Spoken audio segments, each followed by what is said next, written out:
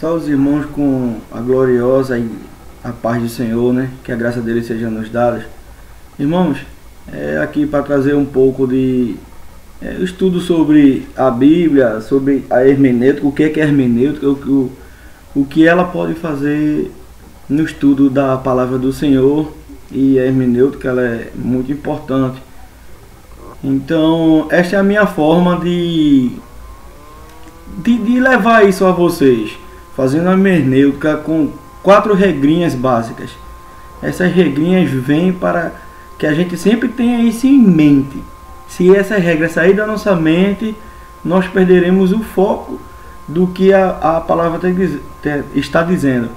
Nós também devemos compreender o que o autor quer dizer com o texto, né?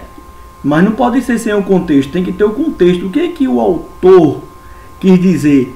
Tipo, Pedro, né? Então, vou ler aqui a carta de Pedro, de 1 Pedro, capítulo 3, e o versículo 19, que é um versículo que tem deixado as pessoas complicadas. Não, é anjo, que espíritos são esses?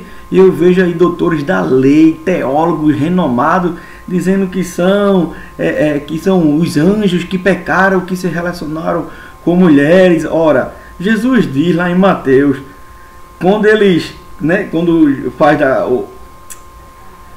os escribas, o pessoal faz os judaizantes faz aquela pergunta: Jesus teve uma mulher, se o marido dela morrer, e o irmão Moisés diz que deve suscitar descendência, e aí ele morrendo, aí foi 7 irmãos, quando chegar no céu, né, de quem será a mulher?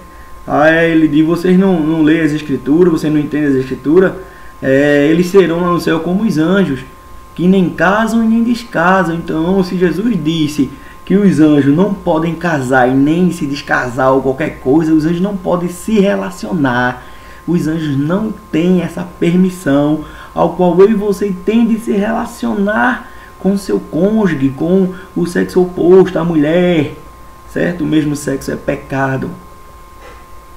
Então, fazendo a hermenêutica, né? E o que acontece é isso. Pedro fez uma carta. Vem um homem e cria capítulos e versículos. E a nossa mente está automática. Aqui cada texto que a gente lê, né, vem as principais, né? A mulher do fluxo de sangue, a filha de Jairo, a cura de um cego, né? E em Pedro também vem essa separação, né? Que vem o título, né, que é o principal, e vem o subtítulo. E a nossa mente, ela entende que quando entra o subtítulo, parou e começa uma nova história, a qual não é assim, porque o subtítulo, se você prestar atenção, no versículo 16, no versículo 17, vai continuando o subtítulo. Quando chega outro capítulo, é porque entrou um outro assunto diferente àquele, e nem toda vez é assim. Porque o capítulo 3 de Pedro, o 2, o primeiro, o 4, é uma coisa só. Pedro vem falando do começo dos judeus, hoje relacionado a nós, como nós somos, o que Jesus Cristo fez, e explicando ali, ó, tintim por tintim, palavra por palavra. E aí é onde as pessoas perdem a ligação que está um pouco mais à frente, ou talvez até um versículo lá atrás. Que isso se chama de contexto, né? Então a gente vai fazer um pouco de hermenêutica aqui. E quais são essas 4 regras? É chamado oika. É observar, interpretar, correlacionar e depois aplicar. Eu tenho que observar o texto, né? Indagando toda hora o que é isso, e ali nos pés do Senhor: Senhor, por que isso? Por que isso? Não, me explica aqui, permita ao teu Espírito Santo me explicar. Eu preciso, não estou entendendo. Às vezes um versículo acaba com todo o nosso entendimento, porque ele traz uma dúvida enorme e a gente fica sem entender nada, acaba não entendendo nada, e quando vai pregar fica com medo de pregar porque não entendeu, né? Não consegue fazer a hermenêutica básica. Pelo menos se a gente tiver aprender a hermenêutica básica, né? E eu vou trazer um pouco de luz aqui, conforme a vontade de Deus, não eu, é Deus quem pode tudo. Eu não sou nada, sou apenas um servo do Senhor, com muito amor e carinho eu faço isso. É isso que Deus tem colocado no meu coração, aprender as Escrituras, é isso que eu tenho pedido a Ele. Eu peço a Deus, e eu creio que Ele já me deu. Eu não posso pedir a Deus e esperar para ver se Ele realmente me deu, não, eu já creio. Tiago fala sobre isso, né? Quando pedir, peça com fé, que Ele dá sabedoria a todos. Sem distinção, sem distinção. Tem isso porque é pastor, outro é diácono, presbítero, não porque é irmã da comissão, é do praca, a turma gosta de dizer, não, é porque o irmão fala em línguas, tem comunhão maior, não é. A minha comunhão com o irmão que fala em línguas e profetiza é a mesma. Só Deus só quis, o Espírito Santo quis assim fazer, dar o dom de línguas a ele, o dom de profetizar, porque para um bem maior para mim e para você. Né? E ele não é melhor do que eu e você, não, nós somos pecadores. Tire esse negócio da cabeça, ah, o irmão é melhor porque o irmão é do prato. Bora parar, pessoal, bora parar. Aqui, ó, o melhor está aqui. É a Bíblia Sagrada, é Jesus Cristo, é Deus, é todos os seus ensinamentos. Então a hermenêutica, essas 4 regrinhas básicas, que é o oika. Sempre lembra na sua cabeça, oika, observar, interpretar como está aqui, não querendo já para a vida do irmão. Primeiro o que está aqui, depois você aplica na sua vida, depois você vai aplicar na vida do irmão.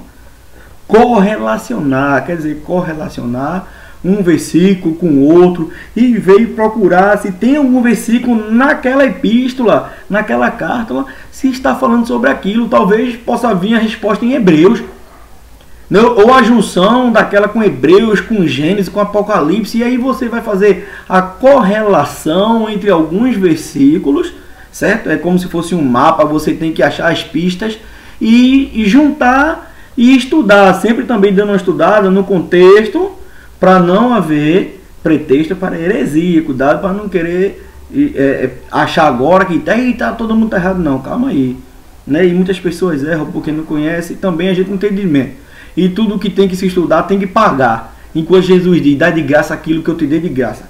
Tem pessoas que o curso de teologia, ninguém ensinou aquele cara, quem ensinou foi o Espírito Santo. Aí aquele cara agora pega e acha por bem cobrar para poder ensinar aquilo que Deus ensinou a ele de graça. Bom, não tenho nada contra, curso de teologia é bom, se pode fazer, faça, tudo bem, eles são professores, eles vivem disso.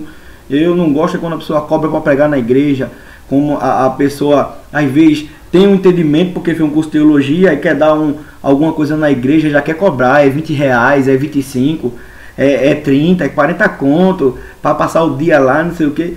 Irmão, calma aí, né? Você acha que eu tô fazendo o quê? Tô plantando um pé de dinheiro?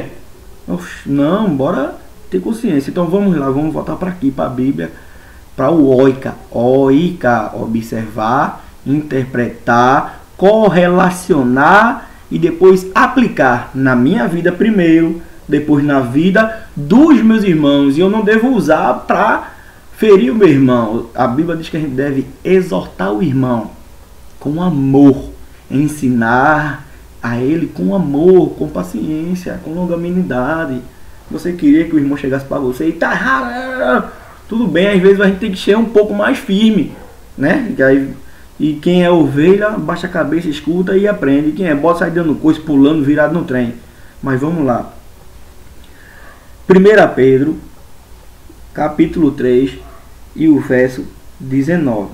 Eu vou ler o verso 18, para que a gente tenha um entendimento um pouco melhor. Porque também Cristo padeceu uma vez pelos pecados, o justo pelos injustos, para levar-nos a Deus, mortificado na verdade, na carne, mas vivificado pelo Espírito. Quer dizer, Jesus foi morto, Jesus morreu, padeceu por nós na carne, mas no Espírito ele estava vivificado, ele estava vivo. Jesus não morreu totalmente, não, ele estava vivo, né, vivificado, no qual, aí é onde entra toda a discussão, no qual foi e pregou aos espíritos em prisão. E aí onde a turma vai lá para Gênesis 6 e começa aquela briga que diz que os espíritos é os anjos que se relacionou com mulher. Aí, como eu já disse, Jesus disse que o anjo não tem relação, nem casa e nem descasa. Então não foi dada essa permissão.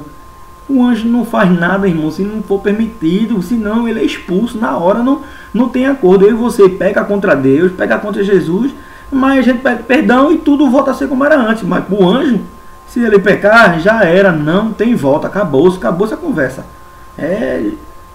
Quer se escrever, não leu, meu filho, pro inferno você vai, não é o palco meu não, o inferno você vai, não quer saber não. Jesus não brinca não, porque eles são bem conscientes, eles veem a face de Deus todos os dias, diferente de nós, que sabemos que ele existe, que ele é verdadeiro, mas vamos lá. Aí ele diz aqui, aos quais em outro tempo foram rebeldes, quando a longanimidade de Deus esperava nos dias de Noé, enquanto se preparava a arca, na qual poucas pessoas, isto é, só 8 almas, se salvaram pela água. E aí ele fala, Pedro está dizendo, quem são os espíritos que Jesus desceu aqui em prisão? A gente está falando lá do Seol, né? Tem o Hades, tem o Seol, né? Que o Seol é um lugar que lá o espírito está em prisão. Tem o Hades que é onde está no Hades, onde tem o seio de Abraão, e o Hades onde pode, né? E eles foram lá mesmo para o Hades. Aqui está no grego, aí eu não pesquisei no grego, né, como é que tá, para saber se é o Seol ou se é a prisão aqui, mas eles só falam em prisão, né? É um lugar onde eles estão aprisionados esperando o dia do julgamento. E Pedro fala isso, e se a gente não prestar atenção, se a gente não ler a Bíblia, se tem uma dúvida, leia a Bíblia, mas com aquele versículo na mente para ver se Deus tem algo. Claro que sempre pedindo, orando, porque é Deus que ilumina, porque tudo já está revelado aqui. Tudo que nós precisamos já está revelado. É Deus quem ilumina, né, a nossa visão para que a gente veja, entenda e compreenda isso para a nossa vida. Aqui não tem perdão para nenhum, não. Então, o que eu vejo é que Deus condenou a humanidade pelos seus pecados. Vai lá em Gênesis, a gente já vai lá ler. E veio através do dilúvio, né? Deus destruiu a terra que tinha aquela forma, perdeu um pouco mais com o dilúvio, já salvou 8 pessoas através de Noé, que Deus já sua graça em Noé. Então, através de Noé, Deus salvou outras pessoas. E isso mostra também que através de nós, Deus pode salvar, assim, se Ele quer, porque Ele é poderoso para fazer, e só Ele quem pode fazer, salvar os nossos parentes, ao qual a gente até acha que não vai dar mais. Mas no último tempo, o Pedro diz, no último tempo as coisas acontecem, e a gente nem imagina. Quando chegar lá no céu a gente vai ver quem subiu ou não. Então essa parte vem nos trazendo essa questão, é os anjos ou não é? Eu observei e eu tenho uma maior dúvida, e agora? É anjo ou não é? É isso que eu já ouvi falar, que é anjo, que eram os anjos que se relacionavam com mulher. Ó, já cortei por aí. Jesus disse que os anjos nem casam nem descasam. Eu esqueci o capítulo, versículo onde está em Mateus. Jesus diz, nem casam nem descasam, né? Jesus diz, para os fariseus, saduceus, publicanos, estão lá indagando Jesus toda hora, perguntando. Por isso que deixa para lá, não vou entrar nesse assunto não. Então é isso aí. Aí a gente vai para onde? A parte boa de eles terem já feito isso pra gente, que a gente já quebra um pouco menos a cabeça, porque eles já acharam, eles já viram isso, o versículo que se correlacionam, e a nossa Bíblia já tem esses versículos, já indica. Então a gente vai, aqui está mais perto de 1 Pedro, a gente vai para Hebreus 11:7. Em Hebreus 11:7 diz mesmo assim, pela fé Noé, devidamente avisado das coisas que ainda não se viam, que era a chuva, temeu, e para a salvação da sua família preparou a arca, pela qual condenou o mundo, e foi feito o herdeiro da justiça, que é segundo a fé. E aí vem falando dos pais da fé, né? Abraão e outras pessoas. Hebreus também faz uma confirmação, né? Sobre esses estudos aqui de Pedro, essas coisas todas. Em Hebreus, o autor da casa de Hebreus, que ninguém sabe até hoje quem é, eu sei que era um hebreu que escreveu, um entendedor da lei, porque ele fala muito da lei, dessas coisas todinhas, explicando para outros hebreus que a lei, não a lei de Deus, não é os 10 mandamentos, isso você tem que cumprir, se esforçar para cumprir, que nenhum homem cumpre, na realidade é essa a verdade, mas se esforçar em cumprir os mandamentos, se a gente cumprir, amar ao próximo como a si mesmo, e amar a Deus acima de todas as coisas, esses dois versículos, eles se correlacionam completamente, eles não são separados, não é o primeiro nem o segundo, eles são juntos, são unidos, esses dois mandamento do Senhor. Então não tem como separar, porque quando eu separo eu já não amei mais a Deus, quando eu separo eu já não amei mais meu próximo. Eles são juntos, esses dois mandamentos, e se eu cumprir esses dois, os outros Jesus disse que a gente cumpre, porque esses dois ele fala em todas as coisas. Se eu amo meu próximo e ele está com frio, eu dou um cobertor. E Jesus disse: tive frio e não me desse de vestir. Aí os apóstolos falam: Senhor, como fizemos isso? Aí ele diz: quando tu fizesse um desses pequenininhos, fizesse a mim. Tá ou não tá correlacionado amar ao próximo? Tá, irmão. E amar a Deus tá. Jesus já deixou claro, não tem como separar esses dois. Se você ama a Deus, você ama o próximo. Se você ama a Deus, você ama o seu inimigo. Porque aquele seu inimigo que você acha que é o inimigo que merece ir para o inferno, amanhã ele sobe para o céu. E provavelmente você possa até perder a sua coroa, né? Que ele mesmo diz: guarda a tua coroa e guarda o que tens para que ninguém tome a tua coroa. Jesus dizendo: tu já és coroado. Então vamos lá. Então Hebreus diz que foi em Noé. Nós vamos para Gênesis. Gênesis capítulo 6. Aí vamos ler o 3, o 5 e o 13. E depois o 7 e 7. Gênesis capítulo 6.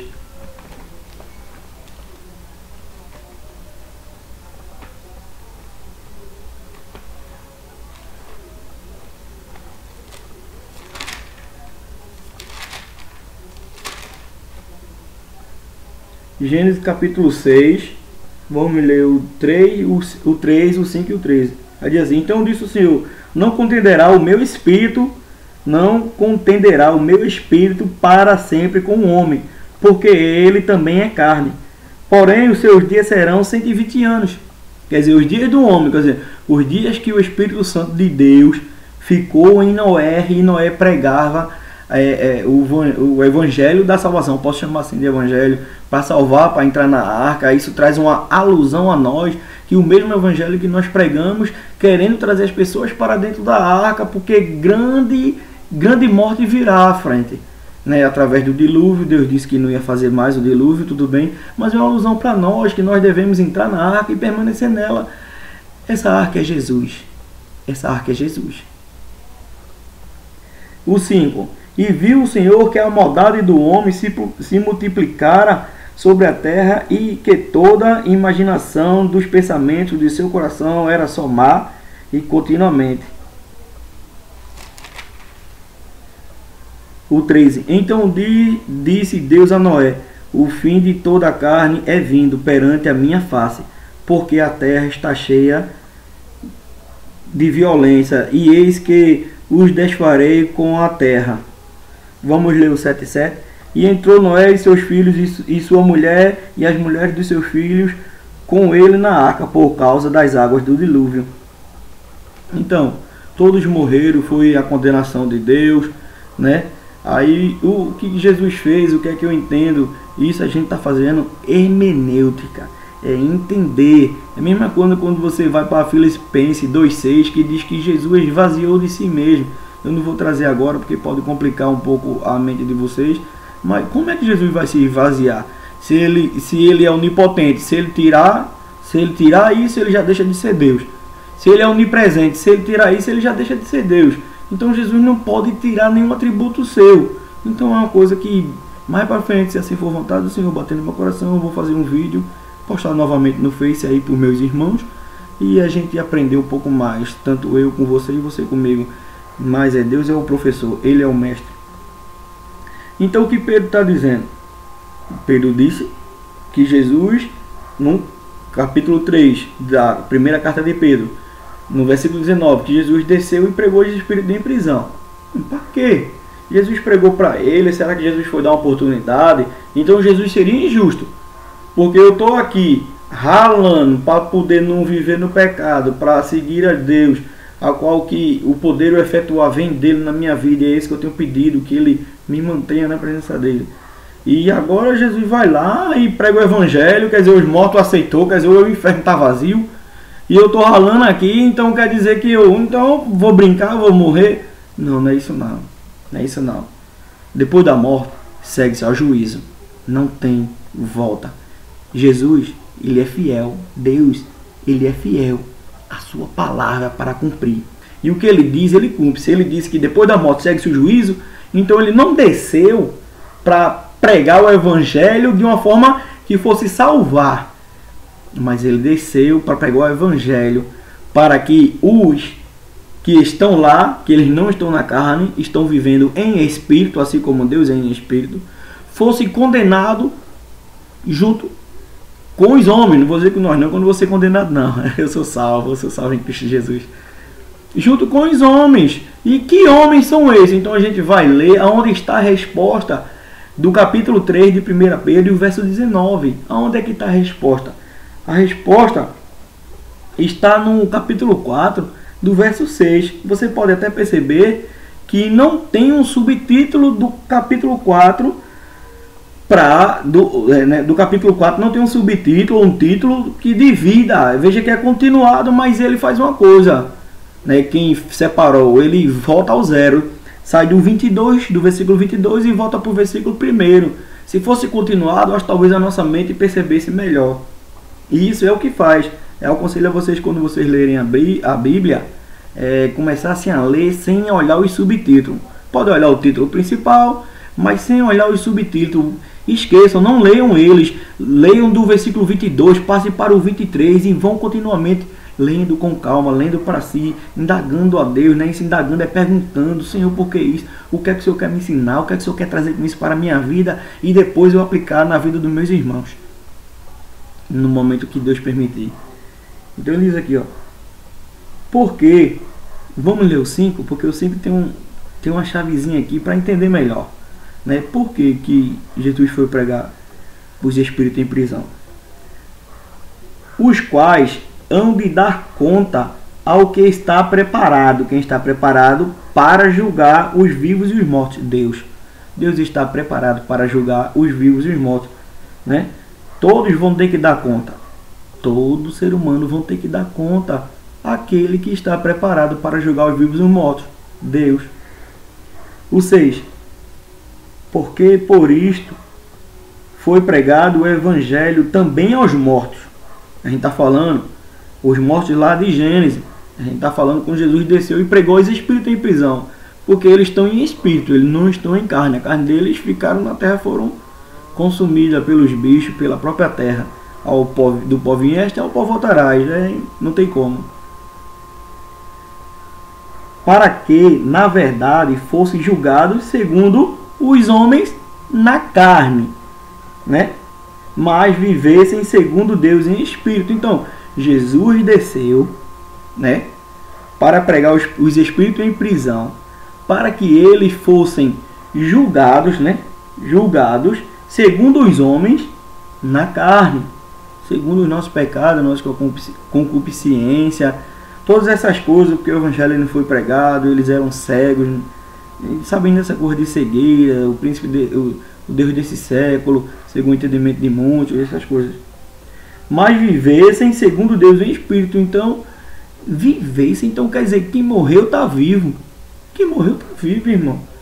E Jesus mesmo diz: Deus não é Deus de morto não, Deus é Deus de vivo. Ele é Deus de Abraão, de Isaac e de Jacó, que estão em espírito, mas não estão mortos. Vivos, mortos na carne, mas vivos no espírito. Vivos em espírito. Agora, se há uma consciência de espírito ou o que seja, eu não sei. Mas aqui mostra uma consciência de espírito, sim, porque se o espírito está lá em prisão e não tem consciência das coisas, para que Jesus vai pregar alguém? É como se fosse um doido, né? E você vai pregar para um doido, o doido não vai entender. Um doido não, uma pessoa que tem deficiência mental, perdão pela palavra de doido, é o costume de falar, ainda que tem que ser tirado também. Então é Deus quem vai me tratar nesse sentido. Então, uma pessoa que é louca da mente, que não tem nenhum raciocínio. Se o espírito não tem raciocínio, para que Jesus pregou? Ou Jesus deu raciocínio e depois tira? Poxa, se deu e tira, bota a memória no computador, tira a memória, o computador ganhou com memória nenhuma.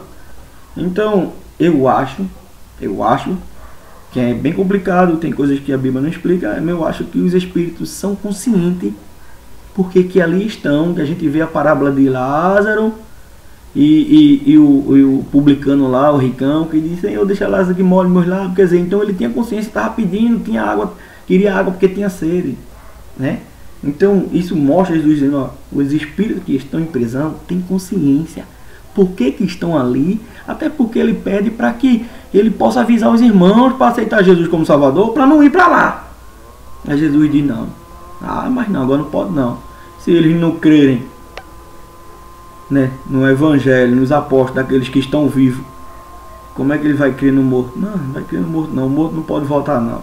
Tem que crer lá agora, tem que crer lá agora. É pecador pregando para pecador, pecador, ex-pecador agora, né? Arrependido, vivificado, justificado, salvo pelo Senhor, por todas as coisas que ele fez por nós, como nós não sabemos. O tempo está acabando, né? Eu agradeço, eu peço que vocês compartilhem. Eu não estou ganhando nenhum dinheiro com isso, nem nada. Eu faço isso, deu a vontade, já tinha vontade de fazer, e hoje eu estou concluindo isso. Dei uma estudada para poder explicar melhor, para que não houvesse nenhuma dúvida minha em algum ponto, uma coisa. Então a gente deve observar, a gente deve interpretar o que ele está dizendo, a gente deve correlacionar e depois aplicar na nossa vida. Então Jesus ele pregou os espíritos em prisão, que têm total consciência do que fizeram. Esses espíritos foram do tempo de Noé, na arca, no dilúvio, certo? Para que eles fossem condenados, julgados e condenados conforme os homens na carne, porque eles são espíritos. Ele diz: mas para que fossem julgados segundo os homens na carne, mas vivessem segundo Deus, quer dizer, que porque Deus é espírito, em espírito. Quer dizer, nós estamos vivendo na carne. Quando morrermos, viveremos no espírito. Sabemos que na redenção, Jesus vai vir, o nosso espírito, a carne vai ser devolvida, o espírito habitará na carne, teremos um corpo glorificado, a qual em Romanos 8:30 já fala que nós já somos glorificados. É difícil de entender, mas não é momento de eu explicar agora não. Então, e depois seremos, né? Teremos o corpo glorificado, iremos para agora com o Pai e adoraremos Ele por toda a eternidade. Seremos eternos como Ele. Então é isso, irmãos. 4 regras: oica, observar, interpretar, correlacionar e aplicar. Então o que eu fiz foi isso. Aplicando o texto na nossa vida, irmão, a gente observou o texto, foi buscar lá e cá e achamos a verdade. Interpretamos o texto. Qual espírito Jesus está falando? Anjos ou espírito de homens que morreram? A Bíblia é clara. Foi os espíritos de Noé. De Noé não, do tempo de Noé, que morreram no dilúvio. Jesus pregou para ele para que eles fossem julgados como nós, por causa do pecado, porque ali não havia o Evangelho. Do tempo de Noé ainda era a transição do pecado do homem, onde Deus falava com Adão, e ali ficou só o conhecimento de Deus, a qual a gente não sabe as verdades que ali tinha ainda, né? Que mentira não há, só a verdade. Com Deus só a verdade. Então a gente não sabe como o povo sacrificava a Deus, fazia a oferta a Deus dos manjares, das coisas. Nós sabemos porque tem Caim e Abel, tem Enoque, tem outras coisas que relatam que o povo fazia sacrifício a Deus de animais, de cordeiro. A gente vê por Abel e Caim, essas coisas, como eu já citei. E adoravam a Deus dessa forma. Mas aí, para que eles fossem, como houve a primeira condenação, a primeira destruição dos homens, né, que vai vir a segunda aí depois dessa, acabou-se, né, para a eternidade, e aqueles que creem em Deus e em seu Filho Jesus, infelizmente, para a vida de morte eterna no inferno, para aqueles que não se arrependem de seus pecados e não creem que Jesus é o Filho de Deus e que Ele é o único que pode salvar o ser humano, porque ninguém pode ser salvo pelas suas próprias obras. Eu não vou ser salvo porque eu me santifico, eu não vou ser salvo porque eu faço bem, eu não vou ser salvo por causa disso, eu não vou ser salvo porque eu dou um cobertor, eu dou um alimento, eu não vou ser salvo porque eu prego o Evangelho. Eu vou ser salvo porque foi Jesus Cristo que morreu no meu lugar. Foi Ele quem foi crucificado no meu lugar na cruz. Ele também desceu ao inferno, ao qual eu era para descer. Então foi Ele quem desceu, tomou meu lugar no inferno. Aproveitou lá e pregou para acabar logo com essa história com os outros, para os outros não serem assim dizer, não, Senhor, o Senhor não pregou, Noé ficava ali, a gente achava que Noé era louco. Vocês estão entendendo? O ser humano é muito ardiloso, poderia dizer assim, uma forma de desculpa, e para não haver, para que eles não fossem indesculpáveis, Jesus Cristo pegou o Evangelho, e ele não pregou nada de novo não, ele pregou o que Noé tinha falado. Ele pregou o que Noé tinha falado, irmão, porque se ele pregasse o novo Evangelho, então estaria dando a oportunidade de eles se converterem, mas Noé também pregou o Evangelho de arrependimento. Noé pregou o mesmo Evangelho de Jesus. Não tem relatado o tintim, o que Noé falou, seria até bom, né? Algumas frases de Noé para a nossa vida seria maravilhoso. Então, Noé pregou o Evangelho de arrependimento do pecado, de se reconciliar com Deus, o mesmo Evangelho que a gente prega. É o mesmo. Claro que quem nos ensina é o mestre dos mestres. Noé era ensinado pelo mestre dos mestres, Jesus de Nazaré, o Espírito Santo, Deus Pai, um único Deus, 3 poderoso, um único Deus. Então isso deixou a paz de Deus para vocês. Espero que vocês tenham entendido. Não foi para anjos, foi para aquele povo rebelde, maldade, os seus pensamentos eram maldade contínua. Então não tem mais discussão sobre isso.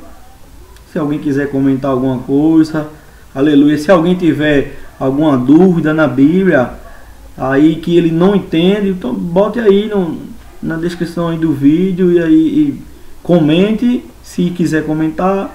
Agora eu peço a vocês, compartilhem para que chegue outros irmãos e ele possa ver e aí seja feita a vontade de Deus. E, irmão, é isso aí. Fique na paz. Amém.